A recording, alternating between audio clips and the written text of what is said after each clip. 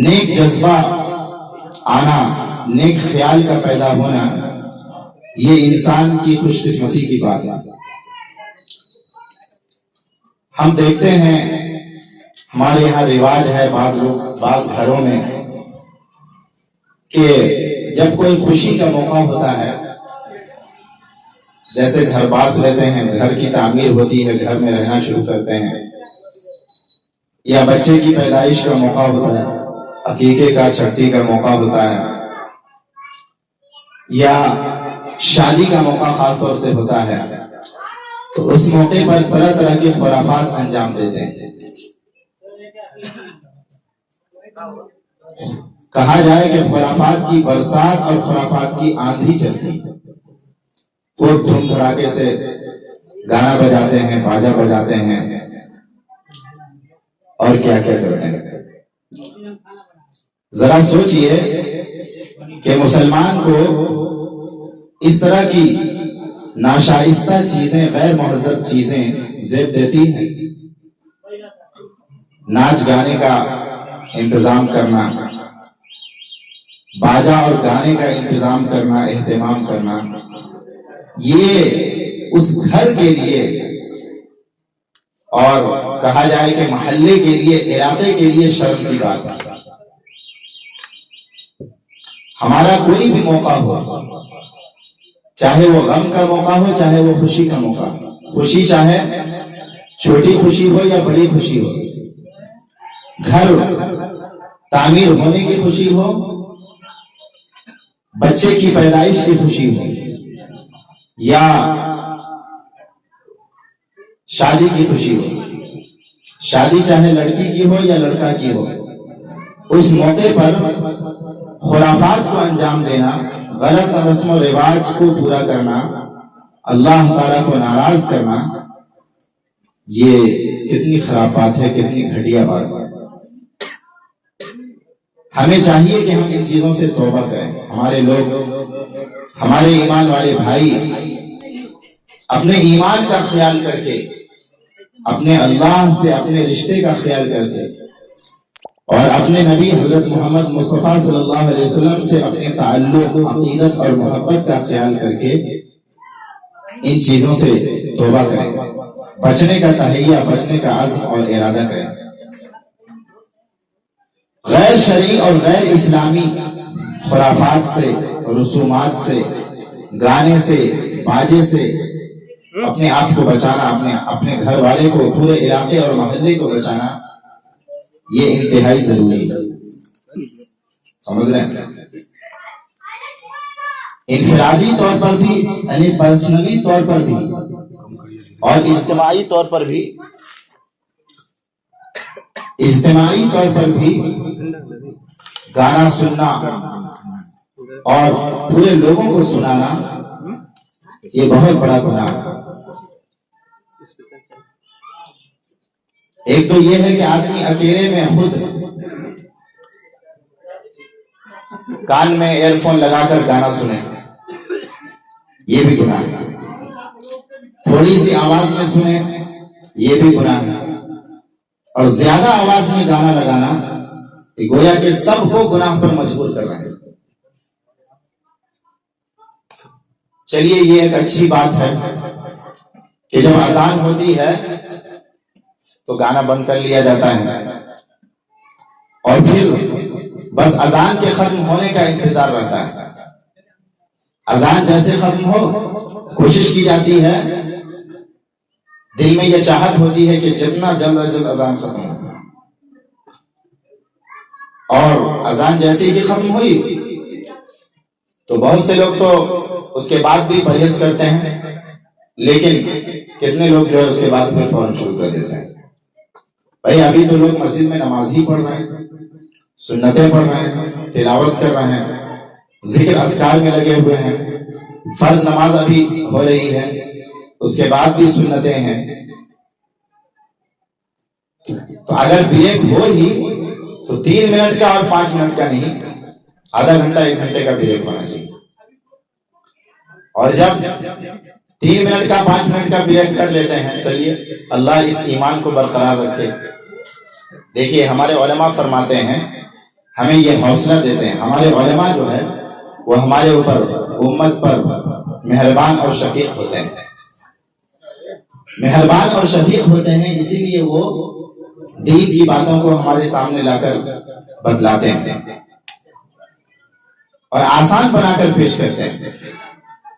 تو نیکی جتنی بھی ہو جائے اس کی قدر کی جائے گی، اس کی حوصلہ افزائی کی جائے گی.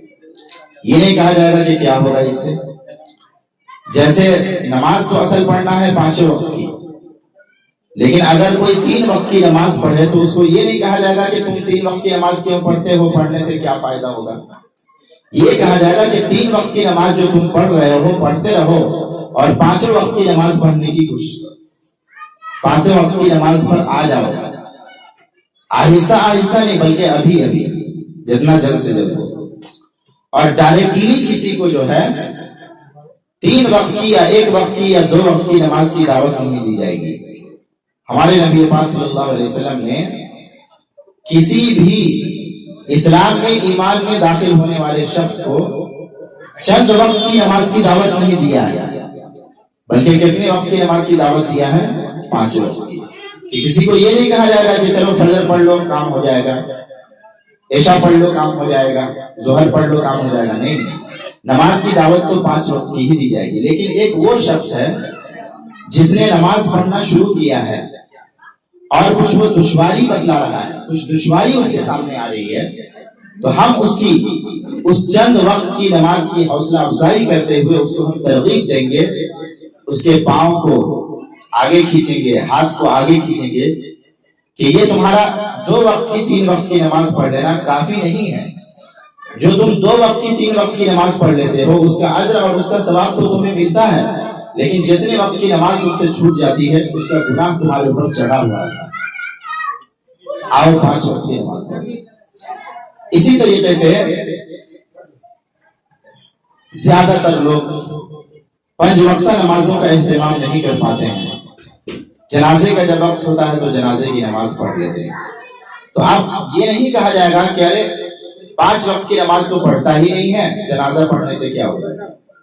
کم از کم اس وقت میں اس کا ایمان تازہ ہوا، کم از کم اس وقت میں اس کا ایمان جاگا، کم از کم اس وقت میں اس کا لا الہ الا اللہ محمد رسول اللہ کی جو چنگاری ہے اس کی وہ بھڑکی. سمجھ رہے ہیں؟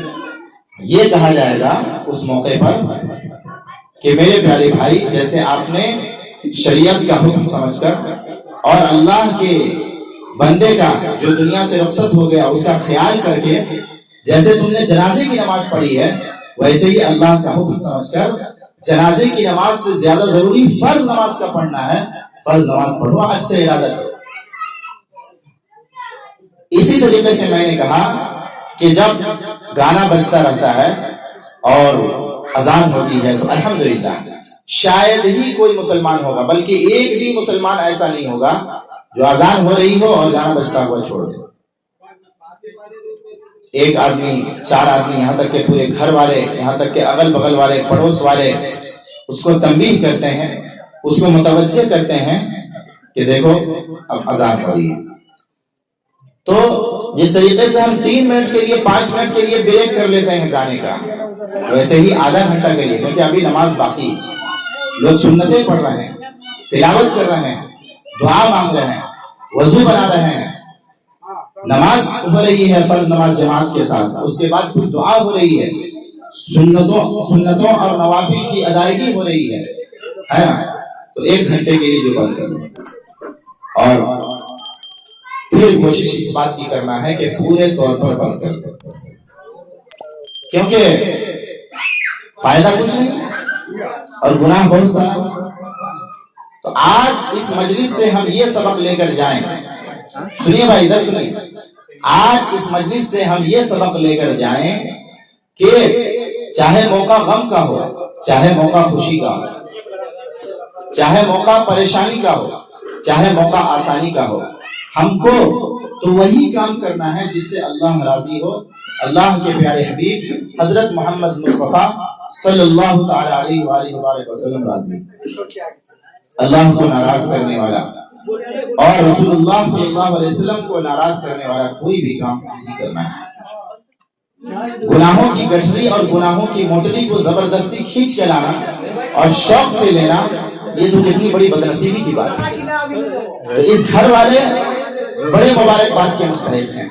اللہ تعالیٰ اس گھر میں ہر طرح کی خیر و برکت عطا فرمائے، کاروبار میں، ان کے کاروبار میں، اور جتنے بھائی ہمارے یہاں سب بیٹھے ہوئے ہیں ان تمام کے کاروبار میں، اچھے کاموں میں خوب خوب خیر و برکت اور ترقی عطا فرمائے۔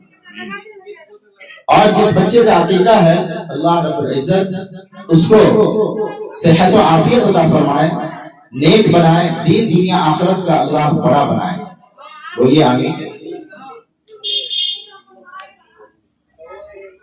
بچے کی پیدائش کے موقع سے اسلامی تعلیمات کیا ہیں؟ بچہ پیدا ہو جانا، اولاد کا ہو جانا، یہ اللہ رب العزت کی بہت بڑی نعمت ہے۔ جب انسان کو اولاد نہیں ہوتی ہے تو انسان کتنی کوششیں کرتا ہے، کتنے جتن کرتا ہے، کتنے دوڑ دھوپ کرتا ہے، کیا کیا کرتا ہے، ڈاکٹروں کے پاس جاتا ہے، ڈاکٹروں کے چکر لگاتا ہے، دوائیوں پر دوائیاں کھاتا ہے، یہاں تک کہ پھر عملیات والوں کے پاس جاتا ہے، جھاڑ پھونک والے لوگوں کے پاس جاتا ہے، اور ایسے موقع پر بھی کتنے لوگ جو ہے غلط سلط کام کرتے ہیں، کہتے ہیں کہ چلو فلاں مزار پر جاؤ، چادر چڑھا دیں گے، منت ہم نے مانگی ہے۔ یہ سب کی کوئی ضرورت نہیں۔ میں ایک بات کہتا ہوں، آپ میں سے بعضوں کے ذہن کو تو میں جانتا ہوں، بعض ہمارے سامنے نئے چہرے ہیں، ان کا کیسا ذہن ہے میں پورے طور پر نہیں جانتا ہوں۔ میں اتنی سی بات کہتا ہوں کہ ہمارے پیارے آقا حضرت محمد مصطفیٰ صلی اللہ علیہ وسلم نے اپنے وقت کے ایمان والے دوستوں کو، مسلمانوں کو، صحابہ کو مسجد والا بنایا تھا یا مزار والا بنایا تھا؟ ظاہر سی بات ہے کہ ہم سب کا جواب ہے دین کی اور اسلام کی، اسلامی تاریخ کی، رسول پاک صلی اللہ علیہ وسلم کی سیرت کی تھوڑی موڑی معلومات تو تقریباً سب رکھتے ہیں۔ اتنی بات ہمیشہ ذہن میں رکھیے گا، اور جو مزار کی اہمیت بتلائے اور مزار کی ضرورت بتلائے اس سے اتنا سا کہہ دیجئے گا کہ ہمارے پیارے آقا صلی اللہ علیہ وسلم نے اپنے صحابہ کو مزار والا بنایا تھا یا مسجد والا بنایا تھا؟ ظاہر سی بات ہے کہ مسجد والا بنایا تھا، مسجد کا سہارا لیتے تھے۔ 5 وقت کی نماز میں تو مسجد جاتے ہی تھے، لیکن اور اوقات میں بھی مسجد کو آباد کرتے تھے۔ جب بھی کوئی موقع ہوتا تھا، جب بھی کوئی ضرورت ہوتی تھی، جب بھی کوئی پریشانی ہوتی تھی، آندھی چلتی تھی، بادل گرجتا تھا، سورج گہن لگتا تھا، چاند گہن لگتا تھا، تو اہم مواقع پر مسجد کی طرف دوڑتے تھے۔ رسول پاک صلی اللہ علیہ وسلم کا بھی معمول تھا یہ، اور آپ صلی اللہ علیہ وسلم کی اقتداء میں، اتباع میں، اور آپ کی پیروی میں، اور آپ کے نقش قدم پر چلتے ہوئے صحابہ کا بھی یہ معمول تھا۔ تو اس لیے